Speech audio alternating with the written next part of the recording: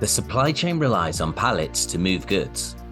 We have millions of pallets that we send to our customers so that they can send their products to their customers. Once used, the receiver of the goods notifies us to pick them up. The quicker we receive pallets back to inspect and repair, the quicker we can reissue pallets back into the supply chain for everyone to use. And so, the circle is created. By doing this, we can reuse the same pallets many times, avoiding the need to cut down additional trees while still offering a competitive, sustainable service and reducing costs. This is the essence of the circular economy. But what happens when the pallets do not return to CHEP?